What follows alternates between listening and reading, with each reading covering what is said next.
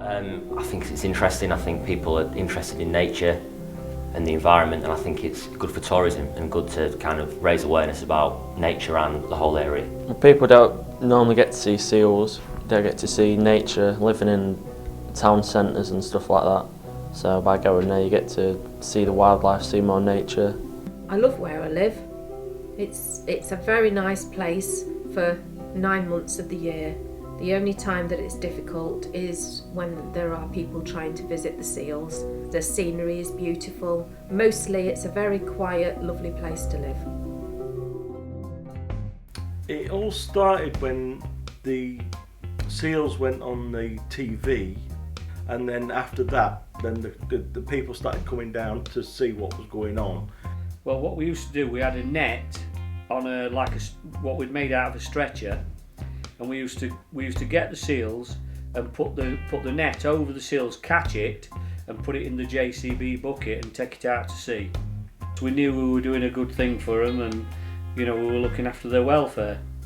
One day, I think a fire engine it couldn't get down to one of the houses because the cars were parked on both sides of the road, because it's a single track road. So in the end, there'll be half a mile of cars parked both sides of the road where nothing can pass. So everything, like the people coming down to look at the seals, got worse and worse. So something had to be done. In the spring, it's mostly locals coming down to walk the dogs, or some bird watchers that like to come up to the beach. In the winter, it's a completely different story. With anything up to 30,000 visitors, mostly in cars, it causes an awful lot of traffic on the roads, and yes, it does affect us quite badly. I found at 2 yards that are about 500 yards apart, and to try to get from one yard to the other with a bale or with some feed, sometimes it's awkward.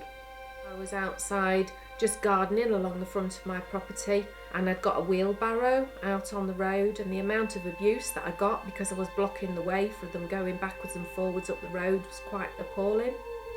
When I moved in about 15 years ago, the traffic was much lighter and there were less seal pups. There was probably only 500 pups at the time.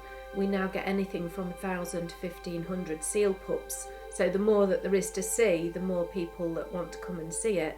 I think it'd be a bit annoying because obviously you live there, but you've got all the tourist people coming to see the seals at a particular time.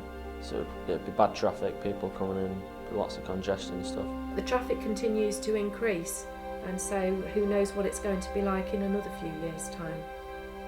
I can understand why people come and look at them, but it certainly makes it awkward for the locals. But then the road isn't designed for it. As far as I can see, it never will be. So a police came down one day and said, well, could we open I think they came to Mr. Kennedy first and asked him to open a car park, a field up for parking, and then it progressed. It came down to us in the end, and we said yes. So we parked them on a stubble field for the first year, just to get them off the road, which made farming for us, getting around with tractors at that time, easier for us. So it made sense to open a field up to put cars on. And first year, I think we only had, I think it was about 200 and some cars for the first 2 months, and that's basically how it started. And then it built up year on year, and it got busier and busier.